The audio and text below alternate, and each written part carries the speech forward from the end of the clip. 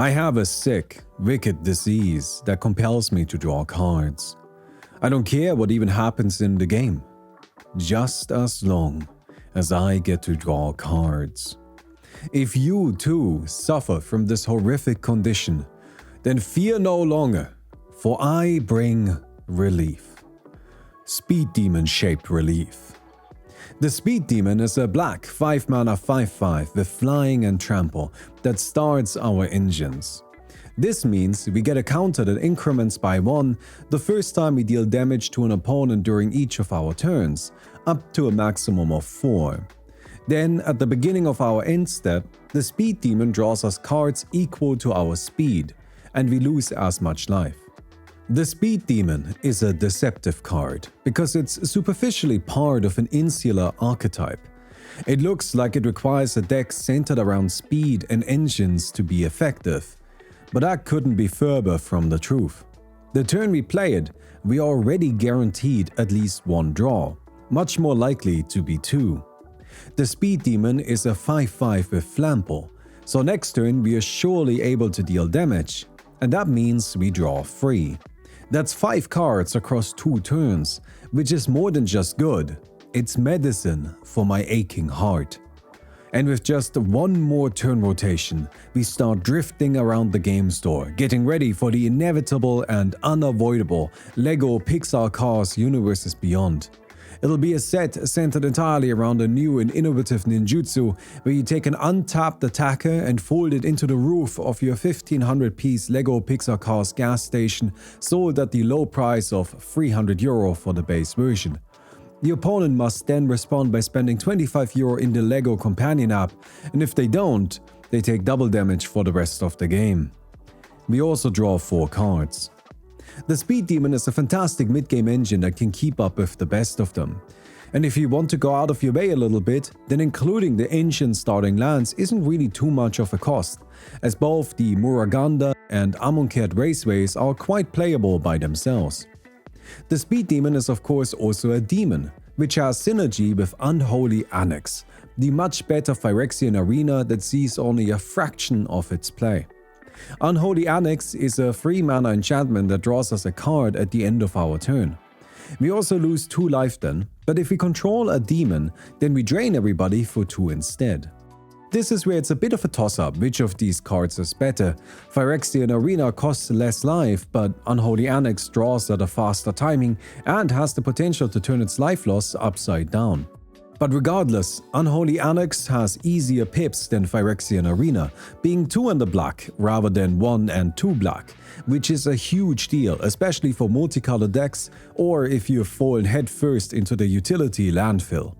It also has an activated ability that lets us summon a 6/6 demon once for 5 mana. Technically it's a bit more complicated than that, but for all intents and purposes that's just how it plays out. This demon isn't a huge deal, but it's a bonus that Phyrexian Arena doesn't have. I actually expect that a lot of you are aware of Unholy Annex. The card isn't particularly old and has seen significant play in other formats. Rather, my assumption is that the card is underrepresented because for a while there it was quite expensive. And so I am mostly here to tell you that that's no longer the case. Unholy Annex goes for like $2 or $3 these days, which isn't super cheap or anything, but it's about the same as you'll be paying for a Phyrexian Arena.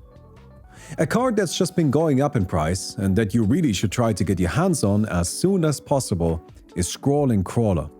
Scrawling Crawler is a 3-mana 3/2 colorless artifact cutie that draws every player a card at the beginning of our upkeep.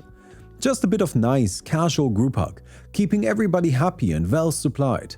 This means it's quite easy to keep this little fella around, since nobody would want to hurt something so universally friendly and innocent. Oh, it also pings everybody else for 1 whenever they draw a card. I love Scrawling Crawler. This little fella is the MVP in every single game I see it in. It sits at that perfect intersection of being just beneficial enough to our opponents that they don't want to kill it, but also being enough of a playmaker that we don't mind giving them a couple of resources. The important thing to note here is that Scrawling Crawler punishes all card draw, not just the one it provides. I've seen this little fella deal over 60 total damage, and 20 is really closer to the norm than the exception.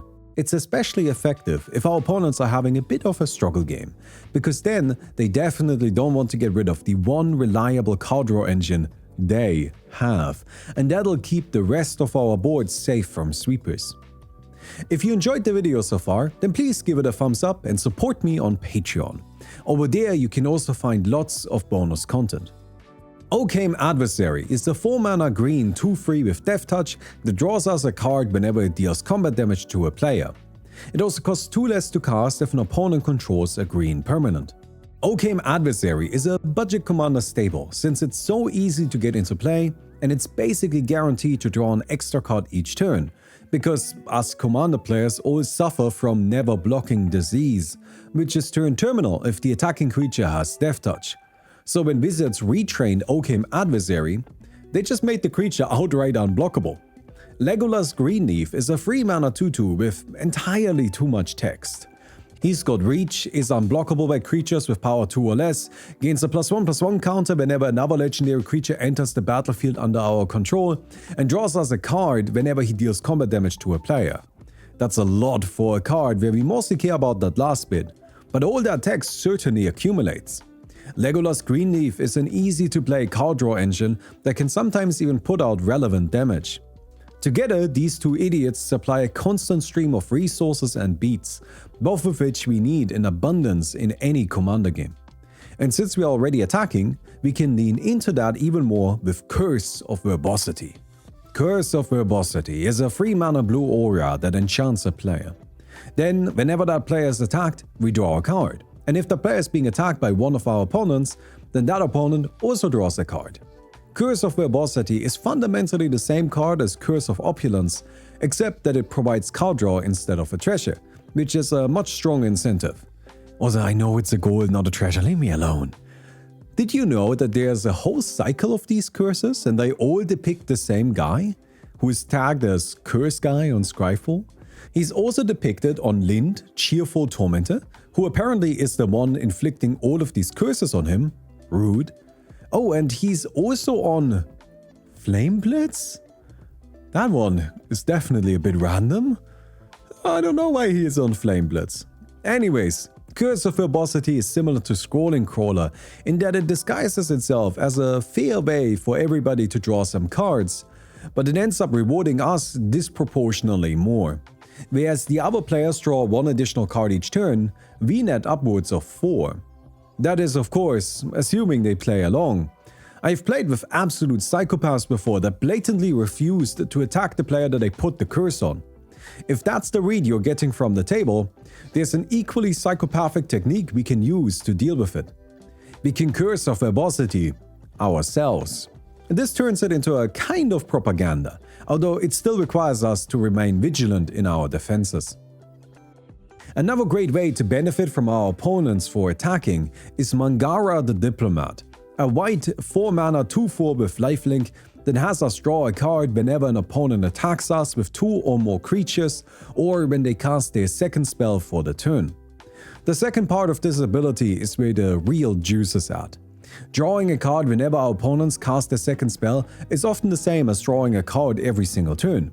We get to just sit there and quietly count along, and as the triggers come in, so does our hand fill up. Mangara is the kind of guy to keep 2 mana untapped all game, so you play around the counter spell without ever realizing that Mangara is mono white and all them golden pisslands can't cast shit to interrupt you, but by that point it's already too late and the man has drawn 30 cards and beats you over the head with them. Also, I wanted to make a joke about calling out a very specific plains looking like an island, but after spending entirely too much time on this, I came to the conclusion that there aren't even really any plains with water in them. Like, this is the best we can do. Anyways, sorry, got a little bit lost right there. Anyways, since we're already on the topic of lands, allow me to tell you about Sire of Stagnation. This is a 6-mana Dimir 5/7 that draws us 2 cards whenever an opponent has a land enter the battlefield under their control. When that happens, they also exile the top 2 cards of their deck. Sire of Stagnation is an inverse Tatyoba. Instead of us vomiting 90% of our deck's budget into play to draw some cards, we now just let our opponents do that and benefit twice as much. A single turn rotation with this guy out nets 6 cards minimum, which is insane. He's very expensive, of course, but he's also got stats that are big enough to be a worthwhile attacker. And it's hilarious to watch your opponents complain that their most important cards got exiled. If you ever feel frustrated by something like that, then here's the trick on how to deal with it. Just fill your deck with only garbage like Sire of Stagnation or Hoarder's Overflow, and you won't ever have to worry about that. Can't lose good cards if we only play trash. Also, you might be wondering, what's Hoarder's Overflow? It's my current obsession. A 2-mana red enchantment that, when it enters or whenever we expand 4, we put a stash counter on. Expending means we spend our 4th total mana to cast spells in a turn. Then, it has an active ability. For 2 mana, we can sacrifice it to discard our hand, then draw cards equal to the number of stash counters on Hoarder's Overflow. Now this card is definitely a lot more specific than everything else we talked about today, and it's not repeatable. But in a way, it kind of is. Every turn we put a counter on it, and when we activate it, we draw a card for each of them. That's a card a turn, +1. Keep in mind, it starts with a counter. Look, I don't need to listen to your slander here. Hoarder's Overflow is excellent. Look at that little guy, just look at him. See how stressed out he is over how much stuff he gathered. That's us, that's our experience as we cast spells and put stash counters on there and draw our entire deck. This is peak Magic design, and I won't listen to anything else. I hope you guys enjoyed that video. If you did, don't forget to give it a thumbs up. We'll definitely appreciate that. Don't forget to check out my Patreon where you can support me directly. There's a link down in the description. Lots of bonus content on there as well. Fun fact, last week I fell up the stairs and now I have stitches on my knee. It's actually kind of like not that great. And oh, you can't see it. Anyways. So yeah, I fell down the stairs, I needed stitches, had to go to the hospital. Whole thing, very annoying, very annoying. I'm fine, I can walk just fine. I'm just not supposed to walk that much for a week, which, I'm gonna be completely honest with you, I'm mostly desk bound anyways because this is where I work. But now that I have to be, I kind of don't want to be anymore. Why is it like that? Why does the brain work like that? Anyways, don't worry about me. I am totally fine. It's just a week of walking a little less, basically. Everything else is healing perfectly. There's no reason to suspect any long-term damage. I hope you guys enjoyed the video. I'll see you guys soon. Goodbye.